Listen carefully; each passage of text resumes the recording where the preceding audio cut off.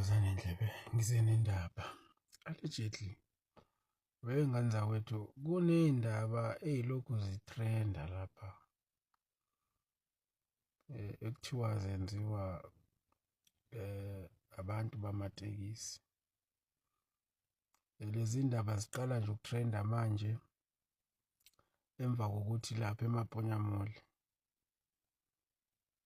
bebedubule enye insizwa kaMvelase bayishisela emotweni ngesimanga sokuthi-ke ibiyenza lokhu umsebenzi woku-Uber.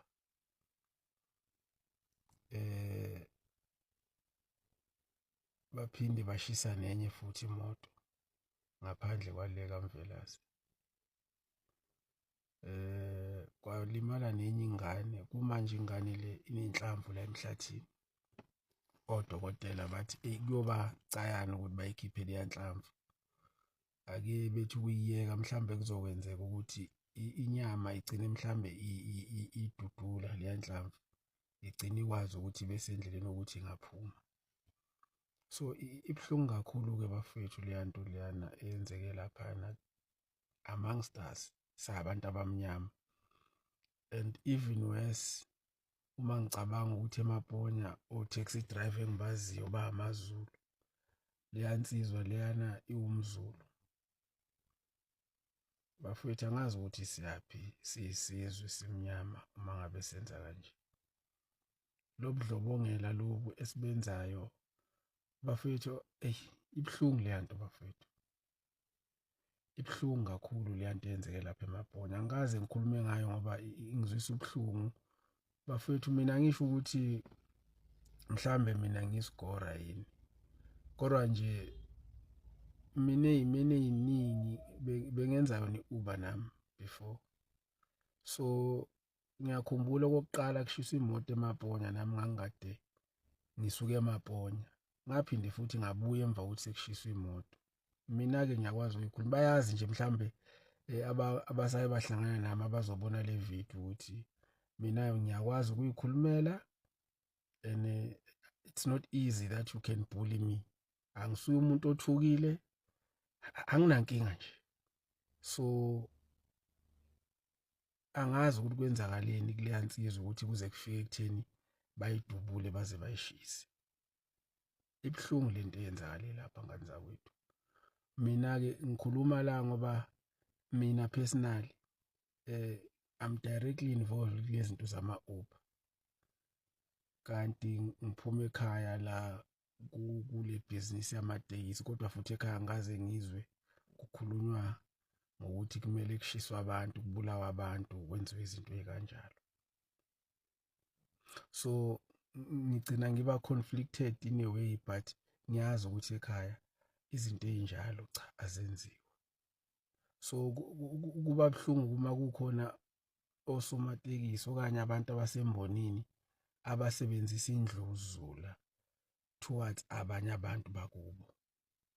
Lento yokuthi abantu bafuna ukulwela imboni ngale ndlela yokuthi bafuna, uyabona uma selifikile ushintsho bafowethu, angeke nilivimbe.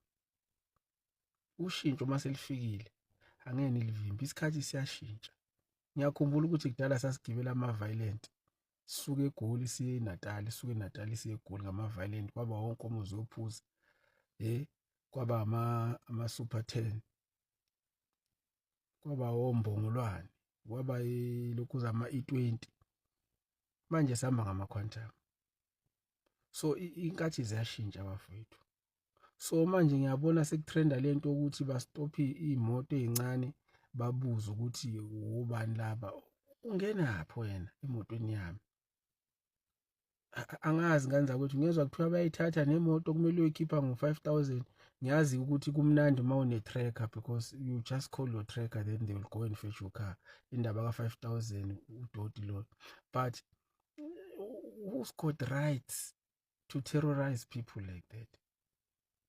Ubani onama-rights ukuthi ahlukumeze abantu kanjalo ukuthi ungangehlisa emotweni yami? Mina angisho ukuthi ngithini bafowethu. Angisho ukuthi ngithini. Uyabona nje December ngiyobe ngehle nabo bayobe begcwele emotweni. Akekho umuntu oyongihlukumeza mina. akekho mina umuntu ongihlukumeza ngento yakithi.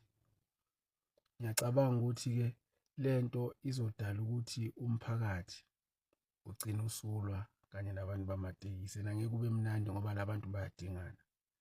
Umphakathi uyabadinga abantu bamatekisi bayawudinga umphakathi. But manje into eyinkinga ukuthi abantu abaney'moto nabo baningi njengabantu abanamatekisi, so kuzogcina kuba yimpi lento.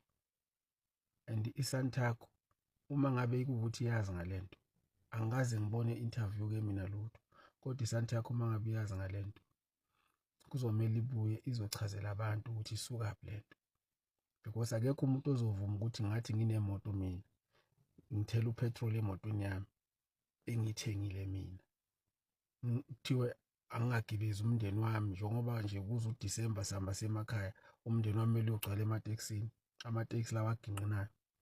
Angeke mina ngikwenze lokho. So nje angeke kube mnandi bafowethu. Angazi ukuthi bathini mhlawumbe abantu engibaziyo kogodole mayelana nalezi ndaba ey'velayo, omavava sikhakhana, angazi ukuthi bathini ngalezi ndaba madoda, kodwa iy'ndaba ezingezinhle lezi okumele zinqandwe, ingabhebhetheki lento ngoba ayilungile bafowethu, asiyidingi lento emphakathini.